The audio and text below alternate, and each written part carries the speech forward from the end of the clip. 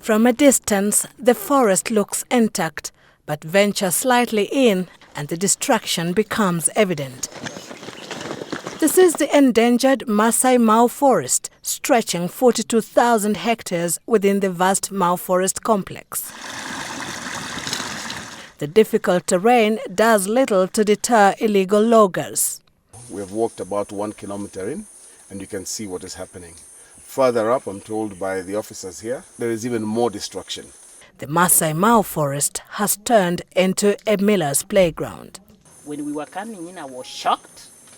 As much as we have been getting reports that there's a lot of destruction that is going on, we didn't realize, we didn't anticipate this kind of magnitude and the kind of trees that are being targeted. Most of the trees that we have come across are trees that have been here for over 200 years. So these are trees that started growing when none of us in Kenya was alive or was born. The cedar tree conservators discovered is the most endangered here. The interesting thing about cedar is most of it is used for fencing, and the reason is it is to a certain extent termite proof.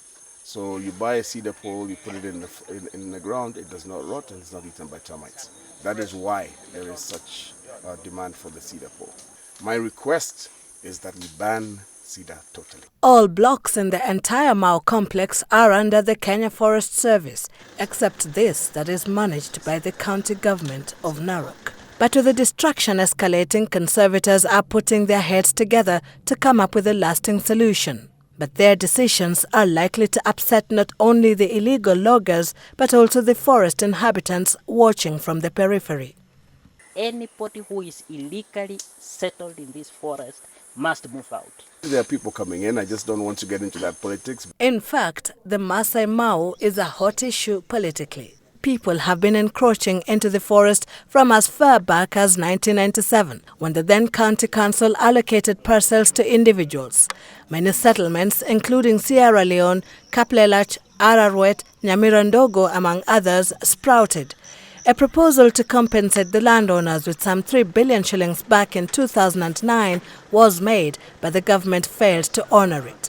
Experts say a fresh valuation may be necessary if settlers are to be evacuated from this forest. Destruction of this forest must stop.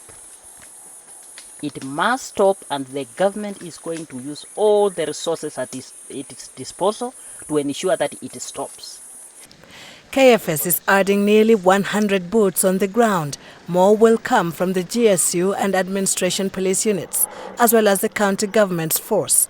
In all, about 150 officers will be lurking in the woods, waiting to pounce on loggers. Sylvia Chebet, Citizen TV.